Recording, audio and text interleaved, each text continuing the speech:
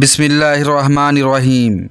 प्यारे दोस्तों, हर कहानी एक कदम से शुरू होती है, लेकिन कुछ कदम इतिहास की धड़कन बन जाते हैं।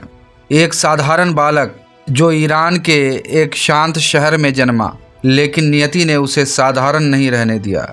वो बड़ा हुआ और एक दिन उसने पूरे ईरान की सत्ता को हिला कर रख दिया। उसका नाम था आयतुल्लाह सैयद रूहुल्लाह मूसवी खुमैनी, एक धर्मगुरु, एक विचारक और एक क्रांतिकारी नेता, जिसने शाह की तानाशाही सत्ता को चुनौती दी और इस्लामी उसूलों पर एक नई शासन व्यवस्था की नींव रखी। ये कहानी है साहस, बलिदान और अटूट विश्वास की, एक ऐसे मार्गदर्शक की जिसने इतिहास का रुख मोड़ दिया। आइए जानते हैं उस महापुरुष की जीवन यात्रा, जिसने न केवल ईरान बल्कि पूरी मुस्लिम दुनिया को एक नई सोच दी और जिसने चुपचाप एक तूफान को जन्म दिया। आयतुल्लाह रूहुल्लाह खुमैनी का जन्म 24 सितंबर 1902 ईस्वी को ईरान के मध्य प्रांत के एक छोटे से शहर खुमैन में हुआ। वो एक सम्मानित सैयद परिवार से संबंध रखते थे, अर्थात वो परिवार जिसे पैगंबर मोहम्मद सल्लल्लाहु अलैहि वसल्लम की वंश परंपरा से माना जाता है। उनके पिता आयतुल्लाह सैयद मुस्तफ़ा मूसवी एक प्रसिद्ध इस्लामी विद्वान थे। उनकी माता का नाम था हाजरा खानम, जो एक धार्मिक, संयमी और शिक्षित महिला थीं। लेकिन जब खुमैनी केवल 5 महीने के थे तो एक राजनीतिक साजिश के तहत उनके पिता की हत्या कर दी गई। इसके बाद माता हाजरा खानम ने अत्यंत साहस और धैर्य के साथ अपने बेटे की परवरिश की। उन्होंने उन्हें न केवल एक माँ की ममता दी, बल्कि उन्हें इस्लामी शिक्षा, अच्छे संस्कार और आत्मबल से भी परिपूर्ण किया। बचपन से ही खुमैनी गंभीर, एकाग्र और विचारशील थे। उन्हें पढ़ना, विचार करना और चीज़ों की गहराई में जाना बेहद पसंद था। उनका मन आम बच्चों की तरह खेल कूद में नहीं, बल्कि ज्ञान की गहराइयों में उतरने में लगता था। उन्होंने अपनी प्रारंभिक शिक्षा स्थानीय उस्तादों से हासिल की, जहां उन्होंने कुरान, अरबी व्याकरण, हदीस और इस्लामी कानून अर्थात फ़िक़्ह की मूल बातें सीखीं। बाद में वे उच्च धार्मिक अध्ययन के लिए ईरान के सबसे प्रमुख धार्मिक नगर कुम पहुँचे, जो शिया इस्लाम का एक बड़ा केंद्र माना जाता है। वहाँ उन्होंने आयतुल्लाह अब्दुल करीम हायरी यज़दी जैसे महान विद्वानों के सानिध्य में उच्च धार्मिक शिक्षा प्राप्त की। वो केवल एक विद्यार्थी नहीं थे, बल्कि चिंतनशील, तार्किक और आत्मिक गहराई वाले एक असाधारण छात्र बनते जा रहे थे। उनकी शिक्षा में केवल धर्मशास्त्र ही नहीं था, बल्कि दर्शन, तर्कशास्त्र और अध्यात्म की गहराइयाँ भी थीं। धीरे धीरे उनका व्यक्तित्व एक ऐसे मार्गदर्शक के रूप में आकार लेने लगा, जो सिर्फ मस्जिदों में ही नहीं बल्कि समाज और राजनीति में भी बदलाव की चिंगारी बन सकता था। 20वीं सदी का मध्यकाल था। ईरान पर एक शासक मोहम्मद रज़ा शाह पहलवी राज कर रहा था। एक ऐसा शासक जो खुद को आधुनिकता का प्रतीक बताता था, लेकिन असल में उसकी सत्ता तानाशाही, भ्रष्टाचार और जुल्म की जड़ बन चुकी थी। इस्लामिक परंपराओं को कुचला जा रहा था। पश्चिमी ताकतों की कठपुतली बनी सरकार गरीब जनता की आवाज़ को लगातार दबा रही थी। पश्चिमी देशों से घनिष्ठ संबंध, इस्लामी मूल्यों की अनदेखी और धर्म गुरुओं की आवाज़ को दबाने की लगातार कोशिशों के कारण आम जनता मोहम्मद रज़ा शाह पहलवी से परेशान थी। साथ ही मुल्ला वर्ग अर्थात धार्मिक नेतृत्व की चिंता बढ़ रही थी। इन हालातों में एक आवाज़ उभरी, शांत लेकिन सख्त। यह आवाज़ थी आयतुल्लाह सैयद रूहुल्लाह मूसवी खुमैनी की। उन्होंने शाह की श्वेत क्रांति अर्थात कृषि और शिक्षा सुधार की पश्चिमी योजना का विरोध किया, जो जाहिर तौर पर विकास की बात करती थी, लेकिन भीतर से किसानों की ज़मीन छीनती और इस्लामिक शिक्षण संस्थाओं को निशाना बनाती थी। उन्होंने खुलकर कहा, ये क्रांति नहीं, धोखा है। शाह का शासन इस्लाम और इंसाफ दोनों के ख़िलाफ़ है। आयतुल्लाह खुमैनी ने शासन के जुल्म और भ्रष्टाचार पर मस्जिदों, मजलिसों और दरसगाहों में खुली तकरीरें कीं। उन्होंने कहा, अगर हम चुप रहे तो ये जुल्म रुकने वाला नहीं।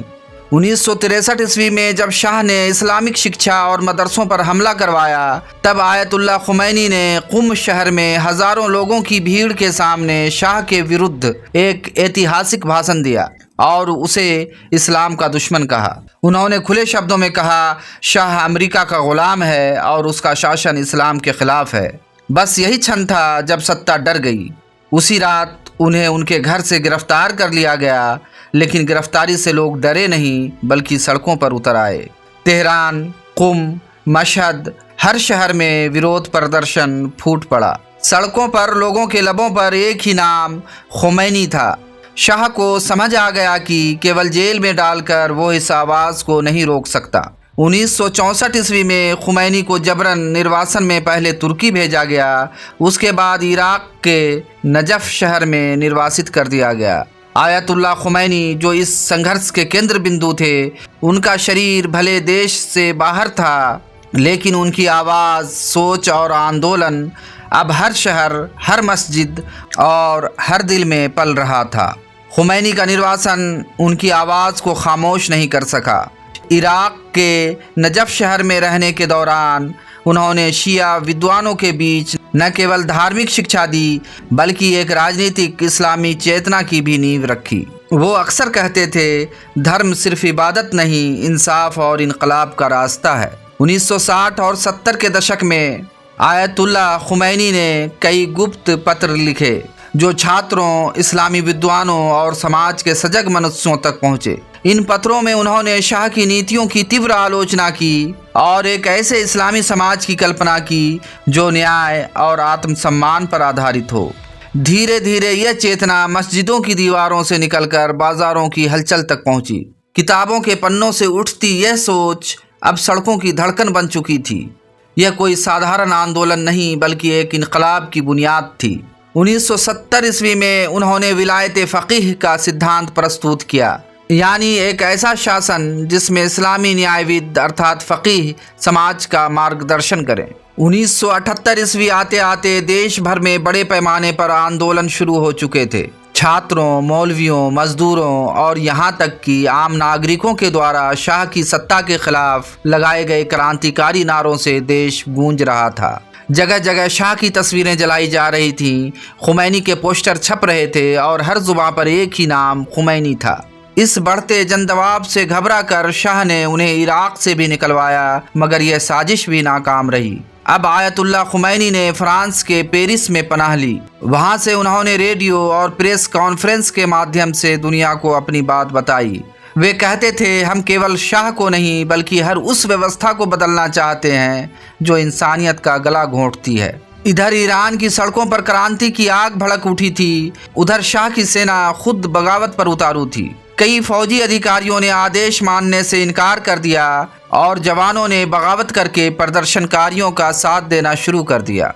हर शहर, हर गली में शाह मुर्दाबाद और खुमैनी जिंदाबाद की आवाज़ गूंज रही थी। लाखों लोग मस्जिदों से निकलकर हाथों में बैनर और सीने में हौसला लेकर तानाशाही के अंत की मांग कर रहे थे। जनवरी 1979 ईस्वी में जनता के इस भयंकर दबाव के आगे शाह ने घुटने टेक दिए। वो अपने परिवार समेत चुपचाप देश छोड़कर भाग गया।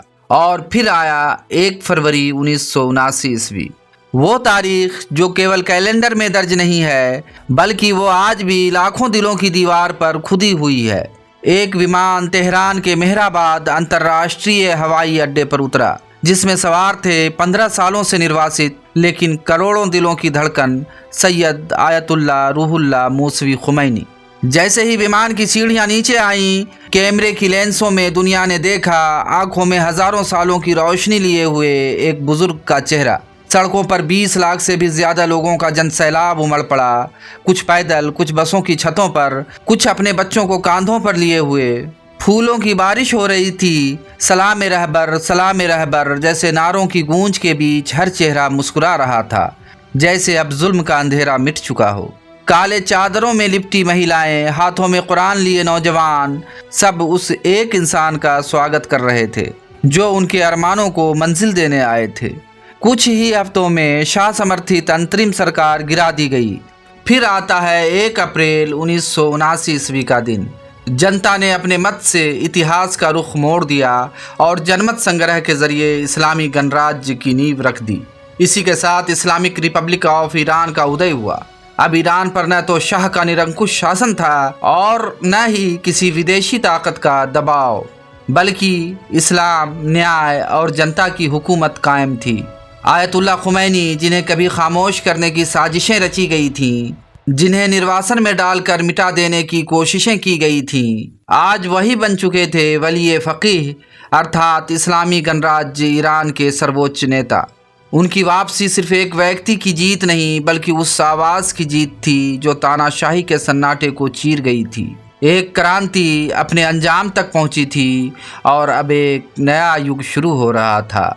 आयतुल्लाह खुमैनी सिर्फ एक नेता नहीं थे, वे एक विचारधारा थे। उनकी सोच ने न सिर्फ ईरान का भविष्य बदला, बल्कि पूरे इस्लामी जगत को झकझोर कर रख दिया। उन्होंने धर्म और राजनीति को अलग अलग मानने की धारणा को चुनौती दी। उनका कहना था, इस्लाम केवल मस्जिदों तक सीमित नहीं, बल्कि समाज को न्याय देने का पूर्ण मार्गदर्शन है। उनका सबसे महत्वपूर्ण सिद्धांत था विलायत फ़कीह का, अर्थात इस्लामी न्यायविधि के अधीन शासन। इस सिद्धांत के माध्यम से उन्होंने बताया कि जब तक इमाम मेहदी दुनिया की निगाहों से ओझल हैं, तब तक एक धर्मपरायण, न्यायप्रिय और विद्वान व्यक्ति को नेतृत्व का अधिकार होना चाहिए। उन्होंने धार्मिक नेतृत्व को समाज की रीढ़ बना दिया और राजनीति को नैतिकता से जोड़ा। खुमैनी के लेख, खुतबे और भाषण आज भी मुस्लिम युवाओं और आंदोलनों के लिए प्रेरणा के स्रोत बने हुए हैं। उन्होंने अन्याय, उपनिवेशवाद और अमेरिका की मतपूर्व नीतियों का खुला विरोध किया। उनका नारा था, न पूरब न पश्चिम, सिर्फ इस्लामी गणराज्य। उनके विचारों ने लेबनान, इराक, बहरीन, यमन और नाइजीरिया जैसे देशों के आंदोलनों पर गहरा प्रभाव डाला। जब 3 जून 1989 ईस्वी को आयतुल्लाह खुमैनी का निधन हुआ, तो सिर्फ ईरान ही नहीं, पूरी इस्लामी दुनिया एक आवाज़ से कह रही थी, एक युग चला गया, लेकिन उसकी रोशनी बाकी है।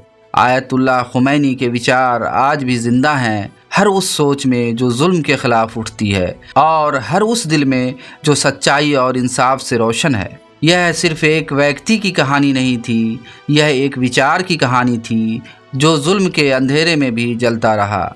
आयतुल्लाह खुमैनी तो चले गए, लेकिन अपने पीछे छोड़ गए एक ऐसी विरासत जो आज भी मजलूमों की आवाज़ और हक की उम्मीद है। अगर आपको यह कहानी प्रेरणादायक लगी हो तो वीडियो को लाइक करें, अपने दोस्तों के साथ साझा करें और चैनल हिंदी जोन इंडिया को सब्सक्राइब करना न भूलें, ताकि हम फिर मिलें एक और सच्ची, सीख देने वाली कहानी के साथ। कुछ किरदार मिटते नहीं, वो रह जाते हैं, सोच, रास्ता और रोशनी बनकर। अलविदा और दुआओं में याद।